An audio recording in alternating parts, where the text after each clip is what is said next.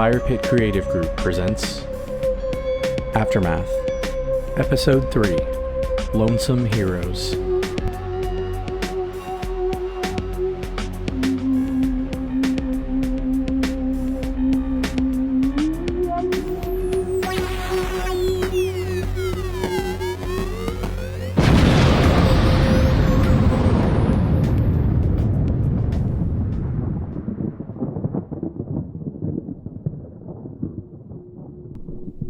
Between 2057 and 2069, the people of Earth faced many trials: scarcity of resources, plagues, poverty, famine, and despair. The superpowers of the Earth fell into factions, each armed with its own doomsday arsenal. Diplomacy failed, and civilization came to an end, not with a whimper, but with a bang. General Benjamin Castro, the Israeli government's special envoy to the United Nations, was relocated from the UN headquarters in New York City to an underground base.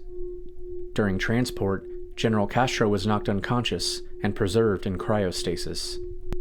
The general awoke 43 years later in a subterranean society built by survivors of the United Nations. Revived by the Phoenix Project, General Castro was introduced to Phoenix law enforcement officer Major Leonard McGillicuddy and Professor John Bath. If they could work together, Castro, Cuddy, and Bath would lead the first expedition to the Earth's surface. Aided by Project Administrator Danielle Devenu, Chief Surgeon Miro Ganaya, and Engineer Donna Chang, their mission was to determine what life still existed on the world above, and if the survivors in the underground Phoenix Project could return.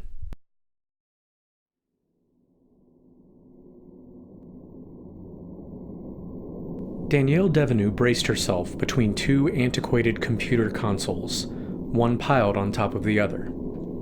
"Chang," Devenu said, as she gazed at a blurry monitor overhead.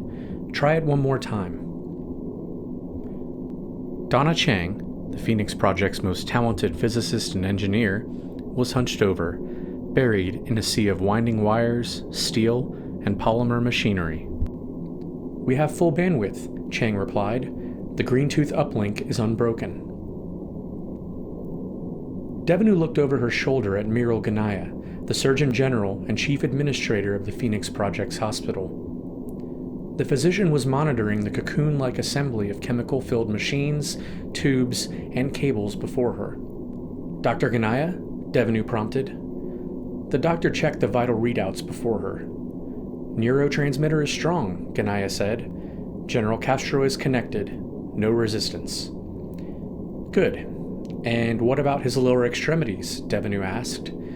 She had hoped, like the others, that the damage to the elderly general's legs could be reversed. "I'm sorry," Ganaya replied. She took the general's condition personal. It was her fault, her failure. "There's no change," she said, then quickly added, "but the general's paralysis won't affect anything while he's connected. As long as the uplink is established and strong, he's fully functional." Devenu turned to face Chang, who was crawling out of the hollow of machines and makeshift devices. "I concur," Chang said. "In fact, if we are able to amplify the signal and filter through any distortion, the entire team will be faster, stronger, and resistant to the elements." Devenu whipped her silky blonde hair over her shoulder. "We don't have to tell them that, do we?" she thought out loud. Ganaya looked down at the long machine the team was referring to as a coffin, the device in which General Castro lay. If Ganaya and Chang were successful, Castro and his team would lay in the coffins and transmit their consciousness and motor control into robot bodies on the surface of the Earth. They could explore the ravaged planet without the limitations of human biology. "They'll figure it out soon enough," Ganaya told Devenu. Danielle paced. Well, given their psychiatric profiles, the last thing we want is Major McGillicuddy and Dr. Bath going rogue." A week earlier, at the instruction of the Shadow Council, Devenu gathered Dr. Ganaya and Chang together in the laboratory. After removing General Castro from cryostasis, they summoned Law Enforcement Major Leonard McGillicuddy and the Academy's most accomplished professor, Dr. John Bath. To the best of her ability, Devenu laid out the mission for which they were chosen. Unfortunately, the assignment already had its traps and snares. Castro was disabled. Bath, sarcastic, reluctant, and suspicious. Only the law enforcement officer, Cuddy, seemed enthusiastic about the mission, but he too had his reservations, primarily about working with Dr. Bath. Over the past week, Devenu used her well-honed diplomatic skills to encourage the others. She persuaded Bath it was worth the risk to be the first to explore the surface, and she reinforced Cuddy's enthusiasm while limiting his proximity to Dr. Bath. Devenu was glad that General Castro was the team leader. He was a stabilizing force. His acceptance of the situation, including the loss of his legs, came quickly. It was obvious he was a talented leader. When Castro, Cuddy, and Bath were together for briefings or physical training, the general took charge. Cuddy and Bath accepted, even welcomed, the general's authority. "All right, I've got to report back to the Shadow Council," Devenu said. "Go ahead and bring General Castro back, and prep the coffins for 3.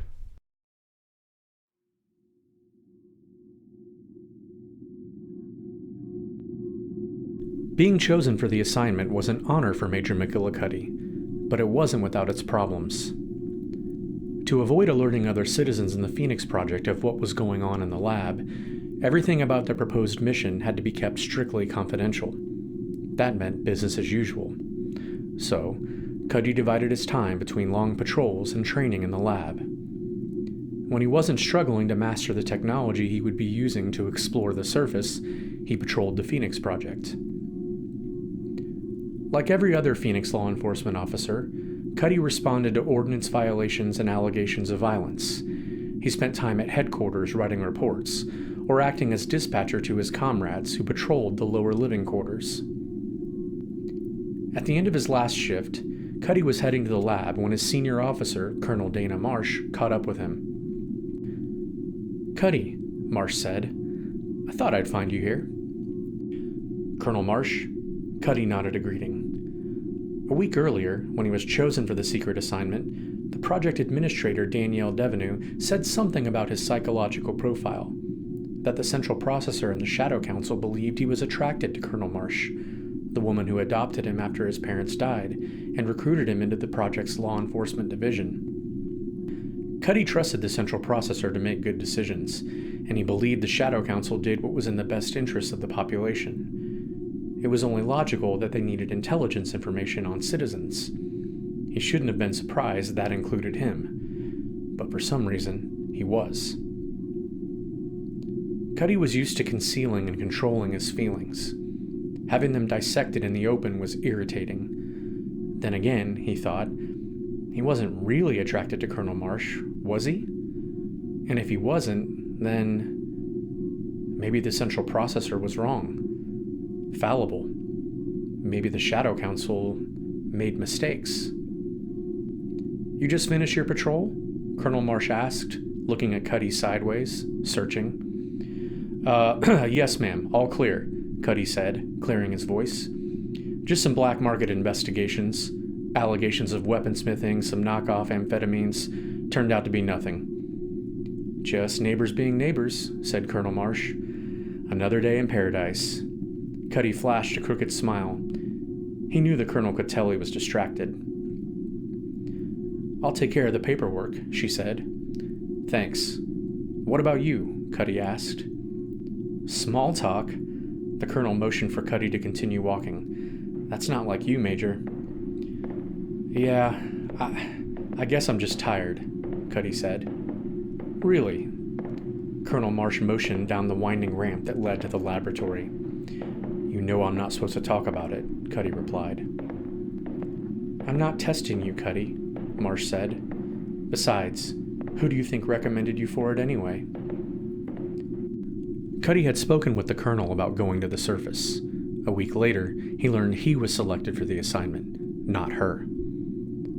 Cuddy originally thought the colonel would be the one chosen to lead the mission. She had seniority, and she was liked by authority figures and the population of the Phoenix Project much better than him. It only made sense.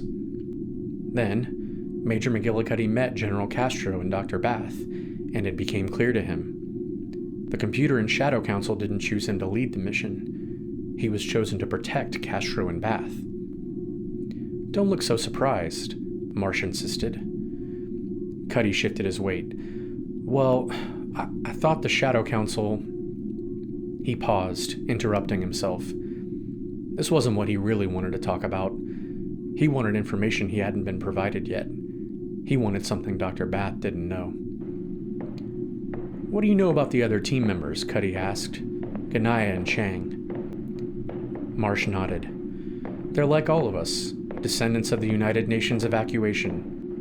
Muriel Ganaya is the chief administrator of the clinic. She's the daughter of the Iranian ambassador to the UN. "Wait," Cuddy asked sharply, raising his voice. "She's the daughter of Adnan Ganaya? You mean that asshole who stalled the peace process before the attacks on New York?" Colonel Marsh nodded. He was also a longtime enemy of the State of Israel and its allies. He was on numerous hit lists. "What the hell?" "It's ancient history, Cuddy." Marsh shook her head as if to reassure her subordinate.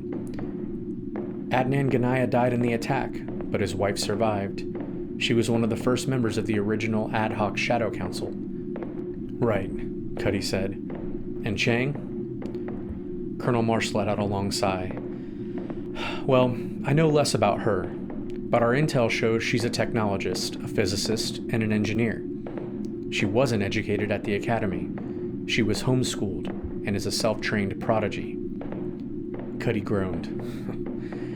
"You may want to check the intel again, Colonel. From what I've seen, she ain't no prodigy." "What do you mean?" asked Marsh. Cuddy stopped walking for a moment. He gauged how much he could tell his commander without betraying the mission. He was loyal to her, and knew he could trust her, but he wanted to prove that the Shadow Council could trust him. "Well," Cuddy said, the leader of the mission, when they thawed him from cryostasis, they paralyzed him below the waist, as if being his age and waking up to this isn't enough." "That's unfortunate," Colonel Marsh smiled knowingly. "So what do you think about General Castro?" Cuddy looked surprised. He lowered his voice. You know about General Castro?" "Of course, but it's not like I could tell you." Cuddy shrugged. As a man of action, so much of this, the secrets, the slow drip of information, was new to him. "I've heard so much about him."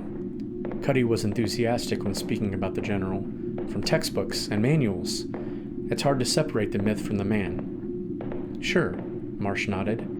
"And what about your other teammate?" Cuddy breathed hard. His first interaction with Dr. Bath didn't go well. During their first briefing as a team in the lab, Cuddy found himself throwing Bath to the floor, insisting that they settle their differences physically. Cuddy was unimpressed and annoyed that Bath remained sarcastic and selfish after their altercation. But he couldn't help feeling a little respect for the doctor. Bath held his ground. He wasn't intimidated. "He's a typical egghead from the academy." Cuddy spoke nonchalantly but considered his words carefully. "Actually, he's worse than the typical egghead. General Castro and the team liaison, Devenu, they're convinced we need him. I'm not sold. He's a coward." Colonel Marsh stepped in front of her protege. "Don't underestimate Dr. Bath, Cuddy. He's the heir apparent to Dean Rand. For all intents and purposes, John Bath is the academy, and he's connected. Just like I recommended you, someone recommended Dr. Bath." Cuddy looked down at his superior officer. "You mean the computer," he said, slowly. "I mean the Shadow Council," Marsh said. "I know it seems like they don't make a decision without consulting the central processor, but there are those on the council who have a way of gaining consensus." Cuddy nodded. "Well, the way Bath talks, it sounds like he opposes the council, everything we've been taught and everything they stand for. I get the feeling he's..." "What?" Marsh asked. Cuddy lowered his voice again. He glanced over his shoulder at a pinhole security camera. I get the feeling, Cuddy said, that Bath is connected to the dissidents. Colonel Marsh nodded slowly. She placed a hand on Cuddy's shoulder, reassuring him. More reason for you to keep an eye on him, then. They walked in silence for a few moments. Cuddy and Marsh rounded a corner near the laboratory's vault doors. There were no citizens nearby. This area was off limits. Wait, Cuddy said. Dana, are you trying to tell me something? Marsh turned as if to leave Cuddy there and head the opposite direction. I'm just looking out for you, Major.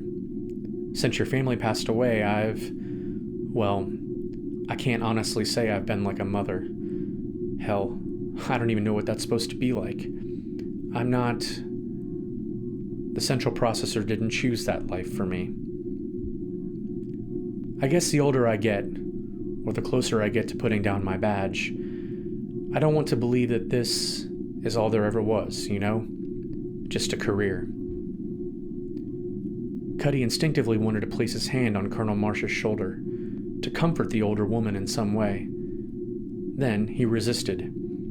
He thought about what Devenu had said, what the Central Processor and the Shadow Council supposedly knew, the idea that he might have feelings for the Colonel that went beyond a familial or professional sense of duty.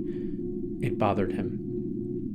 Listen, Cuddy stood firm, then took a step back. I'm sorry, Dana. I'm supposed to head down there now. Cuddy craned his head towards the lab doors. First tour of the surface? Marsh grinned. It was obvious she was happy for Cuddy. She was proud of him. Cuddy returned the smile. You know much more than you're letting on. Hey, Colonel Marsh waved. It's me. Who do you think you're kidding? Besides, we're both miserable down here.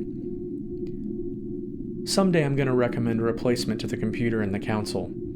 You may as well be my successor.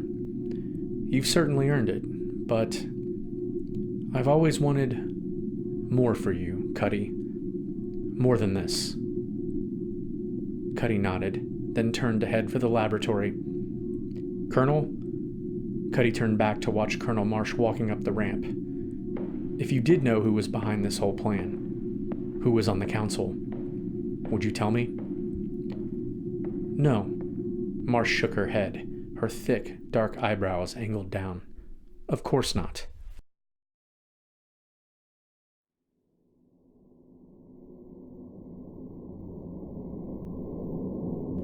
Inside the cluttered laboratory, Ganaya examined Dr. Bath. General Castro sat in a modified wheelchair nearby. While it was the General's leadership skills and the doctor's hyper-educated mind the Shadow Council was most interested in, it was Ganaya's job to ensure they were as physically fit as possible to undertake the mission ahead. Please roll up your sleeve, Doctor, Ganaya said. Bath did as he was instructed. He turned to the General. Where's the Major? Cuddy, Castro corrected Bath. What's that? Castro moved a remote control. His wheelchair inched forward, almost elegantly. A sign Chang's work to improve his mobility was successful. The Major prefers to be called Cuddy, Castro said. Oh, Bath replied. Right. He hadn't forgotten Major McGillicuddy's name preference, nor had he forgiven the law enforcement officer for thrashing him. Bath knew there was something inherently defiant within himself. His roommate and longtime friend Mike Helms called it the worm. Bath rejected the notion his tendency towards pure anarchism was a hereditary trait passed on from his parents, or that he was rebelling against their memories in some way. No, that was all nonsense. For Bath, there was cold, objective truth, and from his observations, Phoenix Law Division officers like Major Leonard McGillicuddy were part of the problem. Their authoritarian absolutism, however controlled by the Central Processor and the Shadow Council, led to diminished liberty, increased anxiety, a lack of community, and the loss of individual identity. Danielle Devenu thought she convinced Bath to accept the Shadow Council's decisions, to join the exploratory mission to the surface. In reality, Dr. Bath convinced himself this was his opportunity to observe firsthand how the Central Processor, the Shadow Council, and their lackeys operated. He would lend his talents to the mission, even pretend to be a willing subordinate. but he would use the information he gained for his own purposes. No need for alarm, Dr. Ganaya said, as she depressed the plunger on a syringe. Ow! Bath flinched. It's just diazepam, Doctor, Ganaya reassured him. Bath watched the liquid slide down the tube into the needle. It felt cool in his arm. There we go, Ganaya said, retracting the syringe. This will relax you and smooth your transition from the laboratory to the simulacrum. No worries. Bath squeezed his bicep. No worries. He turned to Castro and mocked Dr. Ganaya. She's not the one who has to have their mind transferred into a robot. The vault doors behind General Castro and Dr. Bath opened slowly. Major McGillicuddy walked through the opening. Got something better you'd rather be doing, Doctor? Cuddy asked as the doors closed behind him. Maybe, muttered Bath. I do have classes to teach. Yeah, I'm sure you do. Cuddy nodded at Castro. General? Castro looked up. His plain expression revealed he was tired. The wheelchair, of course, improved his mobility, but there was little that could refresh or rehabilitate General Castro's stature as a premier soldier for his country. It was an honor to lead such an important mission, but memory haunted the general. The failure of the peace process, breakdowns in diplomacy, his own desperate and brutal actions. Would leading one last mission wipe away the sins of the past? Of his past? Are we all set? Castro asked Cuddy and Bath. The major nodded. I am, Cuddy replied. General, you realize, even if everything goes according to plan, we're facing great difficulty. Dr. Ganaya and Miss Chang have fully informed me, said Castro. Bath slid off the metal examination table. What's he talking about? What difficulty? Funny you should ask, Doctor, said Castro. That's exactly where you come in. These machines Chang calls coffins transmit our consciousness to the robots on the surface. We expect to emerge in a shelter under Liberty Island. There, we will apply a biomechanical pseudoskin, giving us the appearance of ordinary human beings. Bath and Cuddy looked at each other. In the past week they had been briefed and trained. Each remained silent out of respect for their leader, whose memory came and went as a result of being thawed too early. Castro continued. We will locate or build transport to Manhattan Island. Cuddy will take point, and I'll pull up the rear. That leaves you in the middle for observation. The vault door opened behind them. Danielle Devenu sauntered in. She wore a shiny white jumpsuit with concentric circles on its front and broken stripes down the arms and legs. Dr. Bath, Major McGillicuddy, Devenu spoke, excited. Miss Devenu? Cuddy tilted his head slightly. Bath remained unmoved. The project administrator was undeniably beautiful, and Bath couldn't help but be attracted to her. Still, he resented her fashion sense, her striking, well-groomed hair and polished nails. She exuded a sense of elitism Bath found to be in dramatically poor taste. Please, she said to the group, call me Danielle. Devenu turned to Donna Chang. The engineer carefully prepared the machinery. Chang? I'm fine-tuning, the engineer replied, but we will be ready shortly. Good, said Devenu. I assume the good general was bringing you up to speed before I interrupted. General, please continue. Castro cleared his throat. Yes, as I was saying, our first venture will be a general recon. Bath, you're not familiar with military protocols. Your responsibility is recording everything we see and hear. In the unlikely event that we spot or encounter any survivors, you communicate only after Cuddy and I have cleared and swept the area. If there are survivors, Bath said, it's likely they've taken to scavenging, living as far away from the fallout and destruction as possible. Probably, Ganaya agreed. Your maiden voyage will be 12 hours. Any longer, and we'll have trouble balancing the Greentooth stream for all three of you. We'll have to bring you back one at a time. Good, said Devenu. We're ready then? We are, Chang replied. Wait a minute, Bath interjected. What are we supposed to do for equipment, supplies? Cuddy will take care of that, Doctor. Castro moved the controls on his wheelchair. He cut a line between Bath and Cuddy, approaching Chang and the row of biomechanical coffins. Don't worry. The general's tone changed slightly. He was more reassuring now. We'll be with you every step. Cuddy nodded. After we recon on Liberty Island, securing weapons and ammo for our safety is a priority. Dr. Bath, you're in that coffin over there. Move.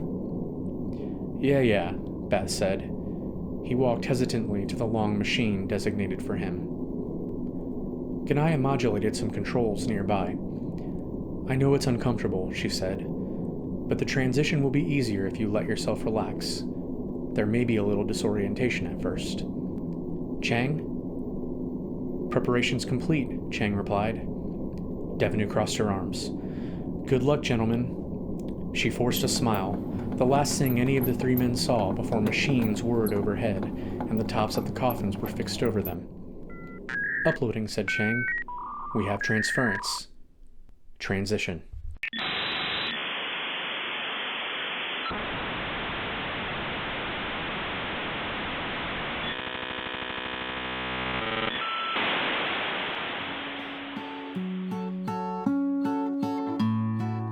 Aftermath, a Fire Pit Creative Group production. Based on a story created by Rhett Davis, with characters created by Rhett Davis, Warren Davis, Willem de Greef, and Cole Hoopingarner. Original script by Warren Davis, with Cole Hoopingarner. Narrated and produced by Cole Hoopingarner, with music by Warren Davis. Links to the sound effects used for Aftermath can be found in the description section of each episode. Aftermath and its story and characters are copyright 2019 by Fire Pit Creative Group.